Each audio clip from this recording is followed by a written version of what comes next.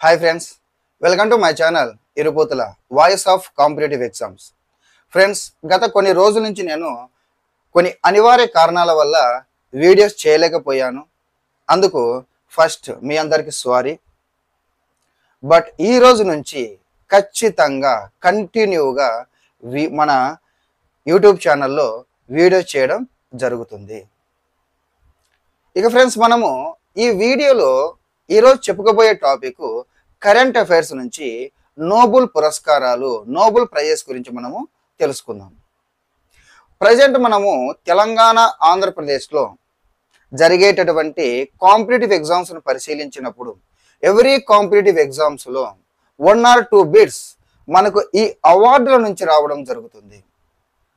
For example రీసెంట్గా జరిగినటువంటి తెలంగాణలో జరిగినటువంటి డిస్టిక్ కోర్టు జాబ్స్ కావచ్చు, ఆంధ్రప్రదేశ్లో జరిగినటువంటి district court jobs as per syllabus ప్రకారము ఎవ్రీ షిఫ్ట్లో 1 or 2 బిట్స్ అనేటటువంటివి అవార్డుల నుంచి వచ్చాయి.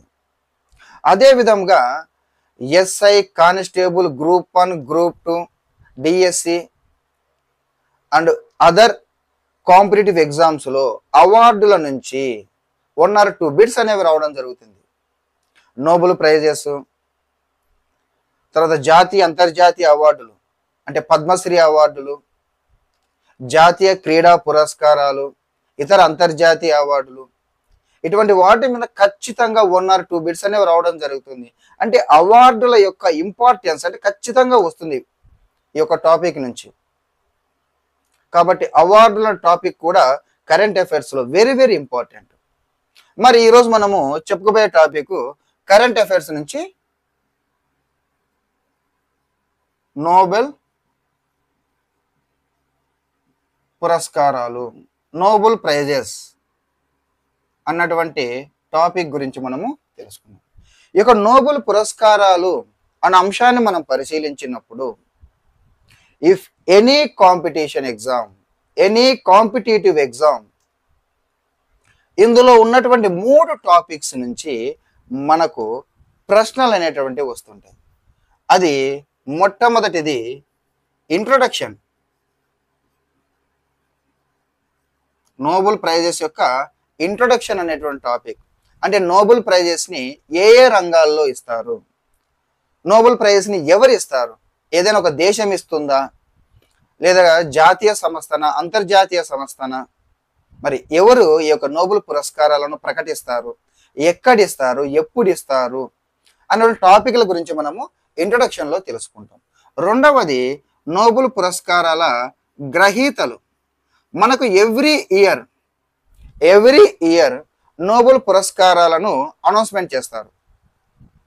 సో ఆ ఇయర్ వచ్చిన ప్రజెంట్ ఇప్పుడు మనకు 2025లో ఎవరెవరికి నోబెల్ ప్రైజెస్ రావడం జరిగింది, ఏ రంగాలలో వచ్చింది, వారు ఆ రంగాల్లో చేసినటువంటి పరిశోధనలు ఏమిటి అనేటువంటి అంశాల గురించి మన రెండవ టాపిక్లో తెలుసుకుంటాం. ఇక మూడవది ఇండియన్స్ ఇప్పటి వరకు నోబెల్ పురస్కారాలను అందుకున్నటువంటి భారతీయులు ఎవరెవరు, ఏ ఏ సంవత్సరంలో ఏ ఏ రంగాలలో ఏ పరిశోధనలకు గాను వారు నోబెల్ ప్రైజెస్ని అందుకోవడం జరిగింది. సో మనకు నోబెల్ పురస్కారాలు అన్న అంశములో ఎనీ కాంపిటీషన్ ఎగ్జామ్ తీసుకొని మీరు ఈ 3 టాపిక్ల నుంచే మనకు ప్రశ్నలు అనేటువంటి రావడం జరుగుతుంది. సో ఇందులో మొట్టమొదటగా ఇంట్రొడక్షన్ అన్న పార్టీని ఫస్ట్ చూద్దాం. సో ఇంట్రొడక్షన్ పార్ట్ని మనం చూసినప్పుడు ఫస్ట్ నెంబర్ 1 పాయింట్ ఇంట్రొడక్షన్ పార్ట్లో మనకు నోబెల్ పురస్కారాలు నోబెల్ ప్రైజెస్ని మనకు 6 రంగాలలో నోబెల్ పురస్కారాలను 6 రంగాలలో లేదా 6 విభాగాలలో ప్రకటిస్తారు.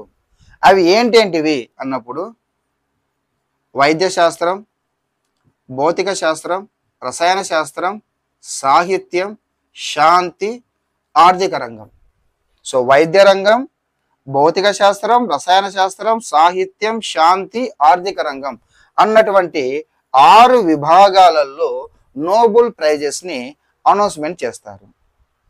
ఇందులో నేను ఏ విధంగా అయితే రాశానో అదే విధముగా ఎవ్రీ ఇయర్ మొట్టమొదటగా వైద్య విభాగంలో వైద్య రంగంలో మొట్టమొదటగా అనౌన్స్మెంట్ చేస్తారు నోబెల్ ప్రైజ్ని.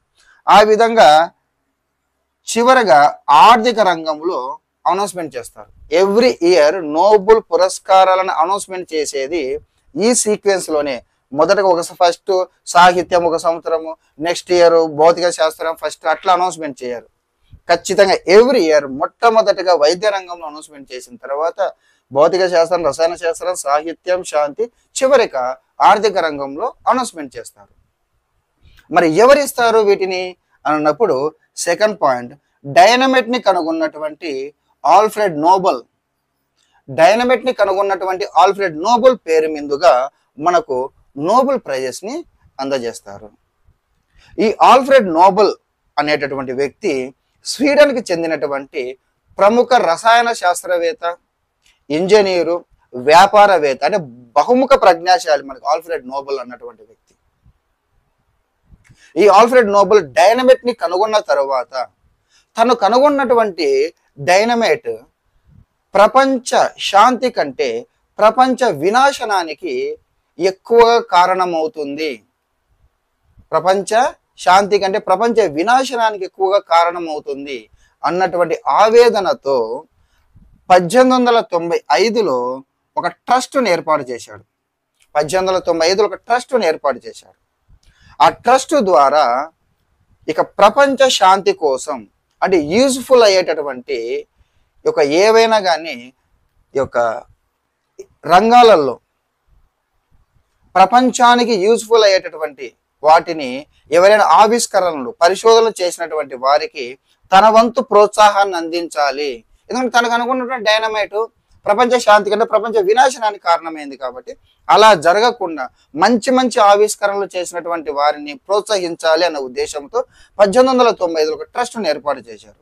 అయితే ఆ తర్వాత సంవత్సరమే 1896 డిసెంబర్ 10వ తారీఖున ఈ ఆల్ఫ్రెడ్ నోబెల్ మరణిస్తాడు.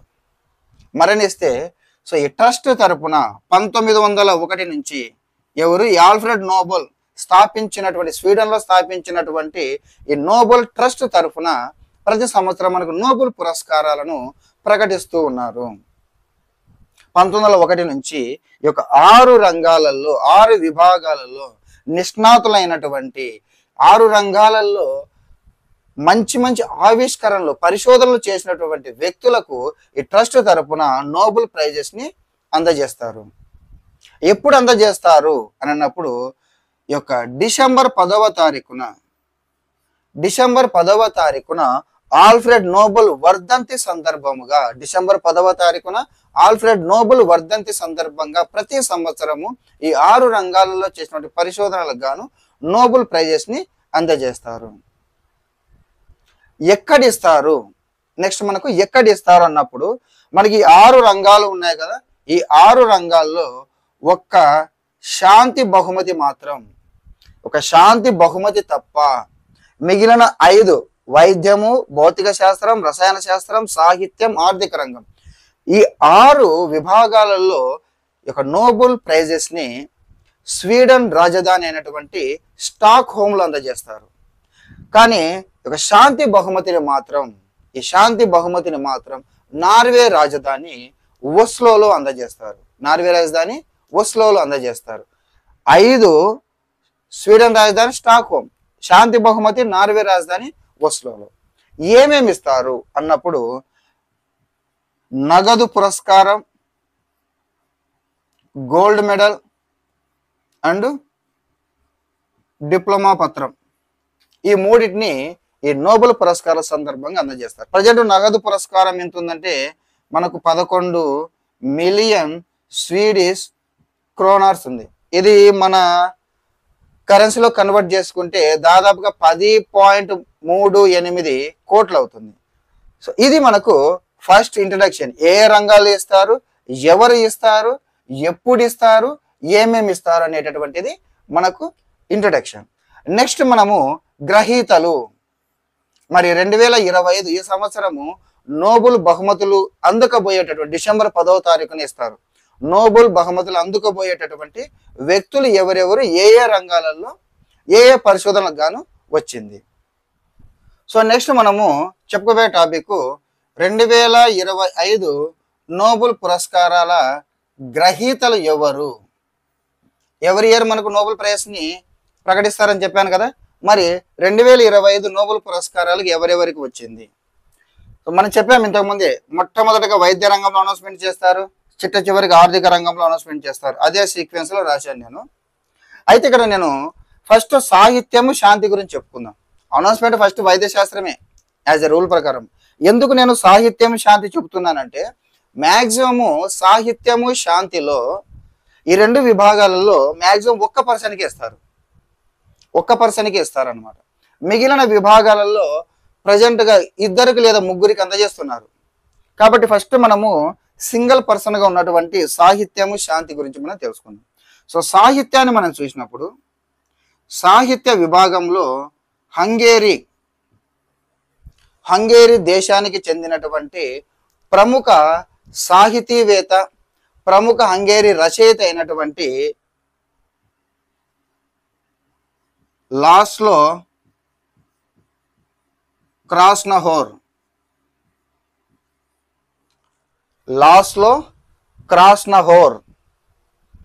సాహిత్య విభాగంలో 2025 సాహిత్య విభాగంలో ఎవరికి వచ్చిందంటే హంగేరీకి చెందినటువంటి లాస్లో క్రాస్నహోర్.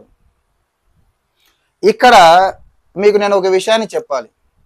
కాంపిటీషన్ ఎగ్జామ్లో కోడ్స్ అనేటటువంటివి కోడ్ వెరీ వెరీ ఇంపార్టెంట్ రోల్ని ప్లే చేస్తాయి. మనకు అకాడమిక్ ఇయర్ మాదిరి కాదు. ఏదో 5 ప్రశ్నలు రాస్తే కన్నా 100 60 మార్క్స్ వస్తాయిలే నీకు. కాంపిటీషన్ ఎగ్జామ్లో ఒక టాపిక్ని తీసుకున్నప్పుడు మనకు అది కొంచెం కష్టమైన టాపిక్ అయినప్పుడు కోడ్ అనేటటువంటిది ఖచ్చితంగా పెట్టుకోవాలి. ఎందుకంటే లాస్ట్లో క్రాస్నహోర్ అనేది ఎన్ని రోజులు గుర్తు పెట్టుకుంటాం మనం. అందులో వచ్చిన వారందరి పేర్లు కూడా డిఫరెంట్గా ఉంటాయి. అమెరికన్స్, జపాన్, వివిధ దేశాల నుంచి, రష్యా, చైనా, ఇట్లా వివిధ దేశాల నుంచి ఉంటారు. వారి పేర్లు డిఫరెంట్గా ఉంటాయి. కాబట్టి మన కోడ్ భాష అనేటువంటిది పెట్టుకోవడం వెరీ వెరీ ఇంపార్టెంట్ ఇక్కడ కాంపిటీషన్ ఎగ్జామ్లో. సో మనకు సాహిత్య విభాగంలో హంగేరీకి చెందిన లాస్లో క్రాస్నహోర్ అంటున్నాం. దీని కోడ్ ఏమిటి అంటే సింపుల్, లాస్ట్లో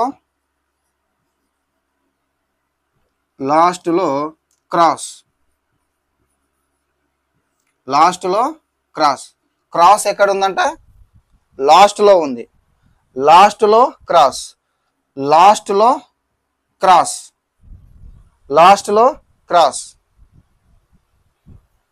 అంటే మనకు ఫర్ ఎగ్జాంపుల్ కాంపిటీషన్ ఎగ్జామ్లో ఏమని అడుగుతాడు ప్రశ్న? 2025 నోబెల్ పురస్కారాల్లో సాహిత్యం విభాగంలో నోబెల్ గ్రహీత ఈ క్రింది వ్యక్తులలో అని మనకి ABCD అని ఇస్తాడు. ఏదో డిఫరెంట్ నేమ్స్ ఉంటాయి. మనకు చదివింటాం కానీ పేరు గుర్తురాదు. మనకు లాస్ట్లో క్రాస్ అని ఉంది అనుకుందాం. సో లాస్ట్లో క్రాస్ అన్న పేరుకి రిలేటెడ్గా ఉండేది మనకు కనిపిస్తే వెంటనే మనం టిక్ పెట్టచ్చు. సో లాస్ట్లో క్రాస్ అన్న కోడ్ని మనం గుర్తుపెట్టుకుంటే సాహిత్య విభాగంలో లాస్ట్లో క్రాస్నహోర్ అన్న పేరుని మనము ఈజీగా గుర్తుంచుకోవచ్చు. అదేవిధంగా శాంతి బహుమతిని చూద్దాం. శాంతి విభాగంలో మనకు ఎవరికి వచ్చిందంటే కన్నా వెనిజులా దేశానికి చెందినటువంటి మరియా కొరీనా శాంతి విభాగంలో వెనిజులా దేశానికి చెందిన మరియా కొరీనా. దీన్ని ఎలా గుర్తుపెట్టుకోవాలి? మనకు క్రిస్టియన్ మతంలో బైబిల్లో మరియా అన్నటువంటి పేరుకి చాలా ఇంపార్టెన్స్ ఉంది. అదేవిధంగా బాలీవుడ్ హీరోయిన్, మన ఇండియాలో బాలీవుడ్ హీరోయిన్ కరీనా కపూర్. సింపుల్గా Mariya and Kareena friends, Mariya and Kareena ఇద్దరు ఫ్రెండ్స్. సో మరియా కొరీనా అని గుర్తుపెట్టుకుంటే మనకు 2025 శాంతి విభాగంలో వెనిజులాకు చెందినటువంటి మరియా కొరీనాకు నోబెల్ ప్రైజ్ వచ్చింది. ఎందుకు అని అంటే కన్నా ఈ శాంతి బహుమతి మనకు ఈ మరియా కొరీనా వెనిజులాలో ప్రముఖ ప్రజా ఉద్యమకారిణి. ఈమెను మనకు ఉక్కు మహిళ అని కూడా పిలుస్తారు. అక్కడ ఉక్కు మహిళ అని కూడా ఈమెకు ఒక వర్డ్తో పిలుస్తారు, ఆమెను ఉక్కు మహిళ అని పిలుస్తారు. సో ఇక్కడ వెనిజులాలో ప్రజాస్వామ్య హక్కుల కోసం, ప్రజల హక్కుల కోసం పోరాడినందుకు గాను ఒక శాంతి విభాగంలో ఈ అవార్డు వచ్చింది. ఇక మిగిలిన విభాగాలను చూసుకుంటే వైద్యంలో మనకు మేరీ ఫ్రెండ్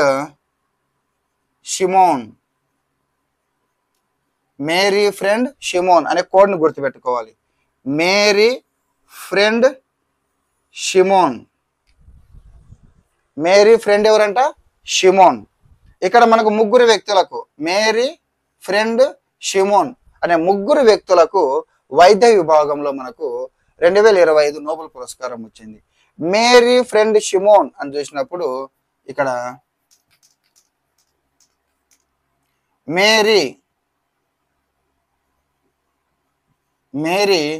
ఇబ్రాంకో,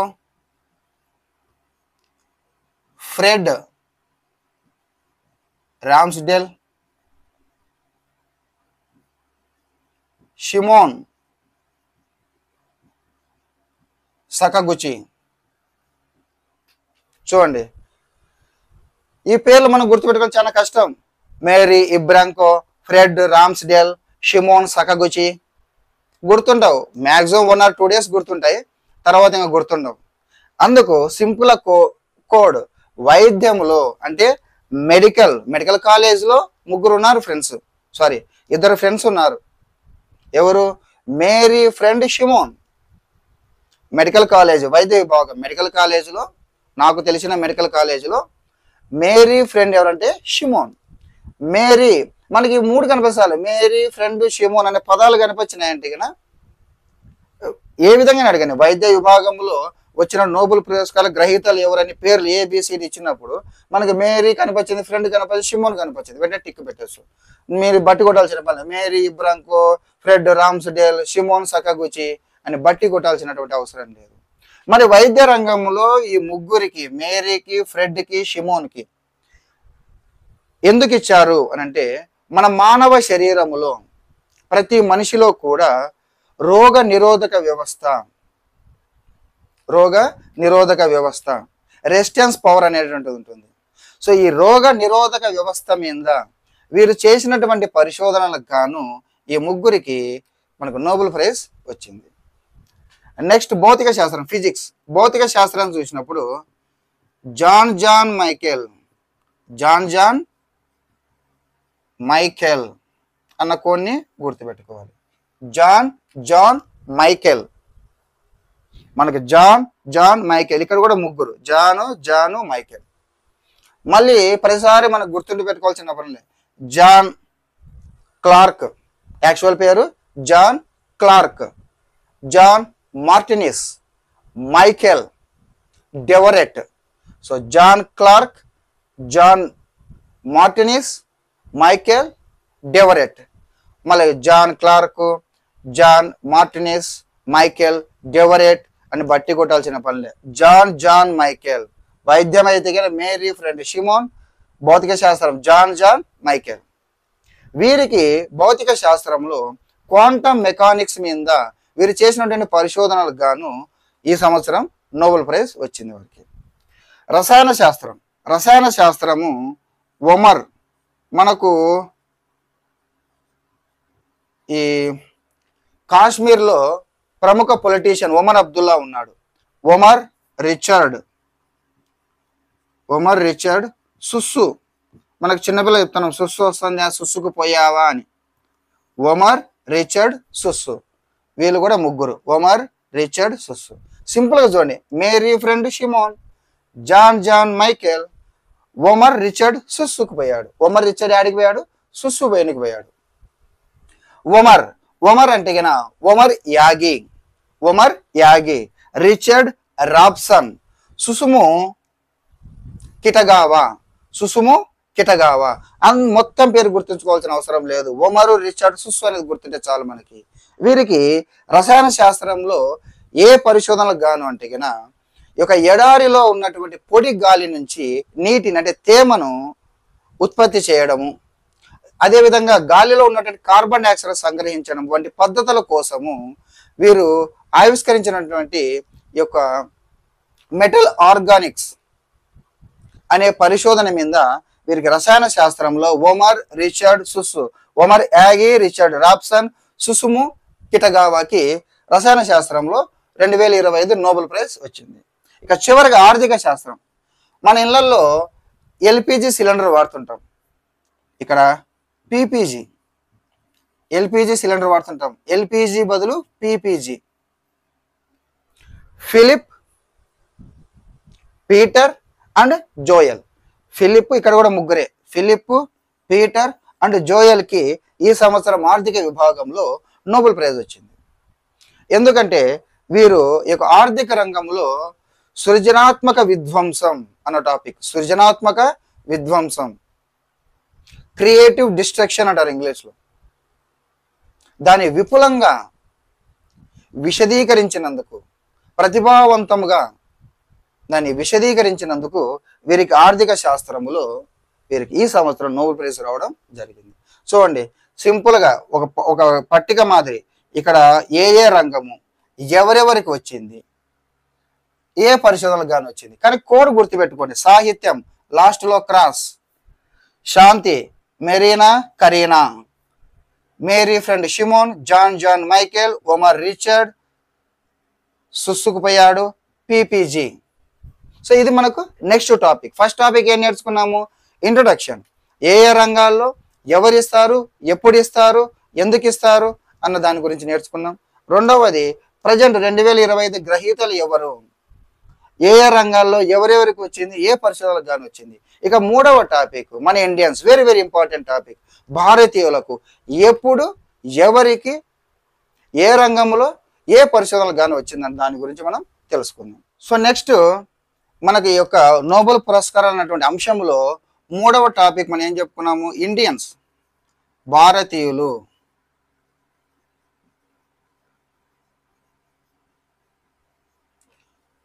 మూడో టాపిక్ ఏంటంటే భారతీయులు, ఇండియన్స్ ఎవరెవరికి వచ్చింది. దీన్ని కూడా ఒక కోడ్ భాషలో మనం గుర్తుంచుకుంటే మనం ఎక్కువ రోజులు గుర్తుపెట్టుకోవచ్చు. మనకు మొత్తం ప్రజెంట్ ఇప్పటి వరకు అయితే మనకు 9 మందికి వచ్చింది. ఎంతమందికి వచ్చింది? 9 మందికి వచ్చింది. ఇందులో 5 మంది భారతీయులకు, 4 భారత సంతతికి చెందినటువంటి వ్యక్తులకు, టోటల్గా 9 మందికి, 5 మంది భారతీయులకు, 4 భారత సంతతికి చెందినటువంటి వ్యక్తులు. ఫస్ట్ మన 5 మంది భారతీయులు ఎవరు అని అంటే ఒక చిన్న కోడ్. మనము చిన్నప్పుడు కానీ ఇక్కడ ఇళ్లలో మనం ఎక్కువగా ఈ మాట వింటుంటాం. అమ్మ వానికి పలక మీద రాసి, అమ్మ ఇది రాసి, అమ్మ నాకు టైం లేదు కానీ నేను బయటకు పోతున్న వానికి ఏదో వానికి బుడ్డోడికి ఏదంటే పలక మీద రాసి అమ్మ అని మన ఈ వర్డ్ని మనం ఇళ్లలో వింటుంటాం. ఆ విధంగా రాసి అమ్మ కై అన్న కోడ్ని గుర్తుపెట్టుకోండి. ఈ 5 మంది ఉన్నారు కదా, దాంట్లో రాసి అమ్మ కై, రాసి అమ్మ కై, రాసి అమ్మ కై అన్నటువంటి కోడ్ని గుర్తుపెట్టుకోండి. రాసి అమ్మ కై. మొట్టమొదటగా మనకు వచ్చినటువంటి వ్యక్తి రవీంద్రనాథ్ ఠాగూర్.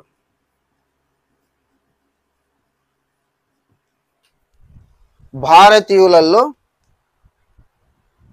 నోబెల్ పురస్కారాన్ని అందుకున్న మొట్టమొదటి వ్యక్తి రా అంటే రవీంద్రనాథ్ ఠాగూర్. రా అంటే రవీంద్రనాథ్ ఠాగూర్. రవీంద్రనాథ్ ఠాగూర్కి ఏ విభాగంలో వచ్చింది? సాహిత్యం. ఏ విభాగంలో వచ్చింది? సాహిత్యం. గీతాంజలి రచనకు గాను. గీతాంజలి రచించింది రవీంద్రనాథ్ ఠాగూర్. సో రవీంద్రనాథ్ ఠాగూర్ రచించినటువంటి గీతాంజలి రచనకు గాను సాహిత్యం విభాగంలో మొట్టమొదటిగా ఇండియన్ రవీంద్రనాథ్ ఠాగూర్కి నోబెల్ ప్రైజ్ వచ్చింది. ఎప్పుడు? 1913. ఇట్లే రాసుకోండి సింపుల్గా. రెండవది సి అంటే CV Raman, sir CV Raman. Sir CV రామన్కి ఏ విభాగంలో వచ్చింది? భౌతిక శాస్త్రములో. సర్ సివి రామన్కు భౌతిక శాస్త్రములో కాంతి పరిక్షేపణం లైట్ స్కాటరింగ్ ప్రక్రియ అంటారు. సో కాంతి పరిక్షేపణం మీద చేసినటువంటి పరిశోధనకు గాను 1930లో నోబెల్ ప్రైజ్ వచ్చింది. ఇక మూడవది మదర్ తెరేసా. కాదు, మదర్ తెరేసా. మనం ఏంటంటే కోడ్ రాసి అమ్మ అంటే గుర్తుంటుందని రాసుకున్నాం. Mother Teresa. Mother Teresa mother Teresa mother తెరేసాకు ఏ విభాగంలో వచ్చింది? ఈజీగా చెప్పవచ్చు, శాంతి. శాంతి విభాగంలో అనేక మంది అనాథలకు, కుష్టు రోగులకు, బీపీఎల్ పేదలకు, మెయిన్గా ఈ రోగులకు ఆమె చేసినటువంటి సమాజ సేవ గుర్తుగాను శాంతి బహుమతి 1979లో వచ్చింది. ఇక నాలుగో వ్యక్తి అమర్త్య సేన్. నాలుగో వ్యక్తి అమర్త్య సేన్. అమర్త్య సేన్కి ఏ విభాగంలో వచ్చింది? ఆర్థిక శాస్త్రములో, ఆర్థిక రంగంలో. అమర్త్య సేన్కి అంటే అమర్త్య సేన్కి ఆర్థిక రంగంలో. ఇక ఆర్థిక అసమానతలకు సంబంధించి ఆర్థిక అంతరంగాలను, ప్రజల మధ్య ఉన్నటువంటి, సమాజంలో ఉన్నటువంటి ఈ ఆర్థిక అంతరంగాలను తగ్గించడం కోసం ఇతరు ప్రతిపాదించినటువంటి సూత్రాలకు గాను ఈ ఆర్థిక శాస్త్రంలో అమర్త్య సేన్కి 1998లో నోబెల్ ప్రైజ్ వచ్చింది. ఇక చిట్ట చివరిగా కైలాస్ సత్యార్థి. కైలాస్ సత్యార్థి. చిట్ట చివరిగా కైలాస్ సత్యార్థి. కైలాస్ సత్యార్థి ఏ విభాగంలో వచ్చింది? శాంతి విభాగంలో వచ్చింది. ఏ విభాగంలో వచ్చింది? శాంతి విభాగంలో వచ్చింది. కైలాస్ సత్యార్థి భారతీయుడు, ప్రముఖమైనటువంటి బాలల హక్కుల ఉద్యమకారుడు. బాలల హక్కుల కోసం పోరాడినందుకు గాను శాంతి విభాగంలో 2014లో మనకు ఇతనికి కైలాస్ సత్యార్థికి నోబెల్ ప్రైజ్ వచ్చింది.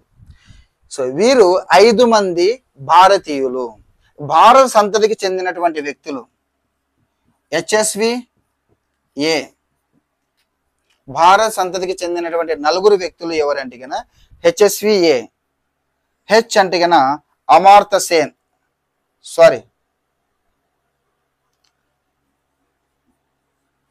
హరగోవింద్ ఖురానా. హెచ్ అంటే హరగోవింద్ ఖురానా. సో హరగోవింద్ ఖురానాకు ఏ రంగంలో? వైద్య రంగంలో. వైద్య రంగంలో. హెచ్ అంటే హరగోవింద్ ఖురానా వైద్య రంగంలో ఏ పరిశోధనకు గాను? కృత్రిమ జన్యువు సృష్టి, జెనెటిక్ కోడ్, ప్రోటీన్ సింథసిస్ వంటి పరిశోధనకు గాను హరగోవింద్ ఖురానాకు 1968లో నోబెల్ ప్రైజ్ వచ్చింది. ఎస్ సుబ్రహ్మణ్యం చంద్రశేఖరన్. సుబ్రహ్మణ్యం చంద్రశేఖరన్. ఎస్ అంటే సుబ్రహ్మణ్యం చంద్రశేఖరన్. సుబ్రహ్మణ్యం చంద్రశేఖరన్కి భౌతిక శాస్త్రములో, దేంట్లో? భౌతిక శాస్త్రములో, ఈ ఖగోళ భౌతిక శాస్త్రంలో నక్షత్రాల మీద పరిశోధన చేసినందుకు గాను 1983లో సుబ్రహ్మణ్యం చంద్రశేఖరన్కి నోబెల్ ప్రైజ్ వచ్చింది. Venkatraman Ramakrishna.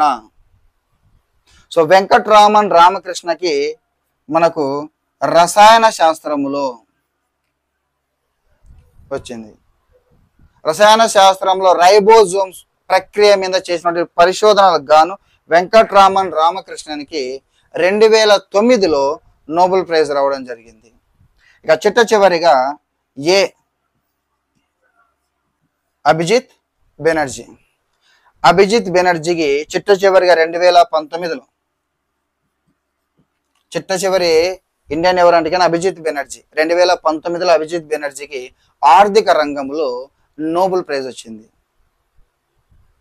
BPL below poverty line మీద కింద ఉన్నటువంటి వారి మీద చేసినటువంటి వాటి కృషికి గాను, పేదరిక నిర్మూలనకు సంబంధించి చేసినటువంటి కృషి గాను ఆర్థిక రంగంలో 2019లో అభిజిత్ బెనర్జీకి నోబెల్ ప్రైజ్ రావడం జరిగింది. ఇది ఫ్రెండ్స్ ఈరోజు టాపిక్. నువ్వు ఎనీ కాంపిటీషన్ ఎగ్జామ్కి వెళ్ళండి, నోబెల్ పురస్కారాలు అన్న అంశాన్ని తీసుకుంటే ఈ 3 టాపిక్ల మీదనే. ఇంట్రడక్షన్, ఏ రంగాల్లో ఎవరు ఎప్పుడు ఎందుకు ఇస్తారు. మూడవది, ప్రజెంట్ ఈ సంవత్సరపు నోబెల్ పురస్కారాల గ్రహీతలు ఎవరు, ఏ రంగాలలో ఏ పరిశోధనలకు ఇచ్చారు. ఇక మూడవది, ఇండియన్స్ భారతీయులు ఇప్పటి వరకు నోబెల్ ప్రైజ్ అందుకున్నటువంటి భారతీయులు ఎవరు, ఏ రంగాల్లో ఎప్పుడు ఏ పరిశోధనలకు అందుకున్నారు. సో ఇది మనకి ఈరోజు నోబెల్ పురస్కారాలు కరెంట్ అఫైర్స్ సంబంధించినటువంటి టాపిక్.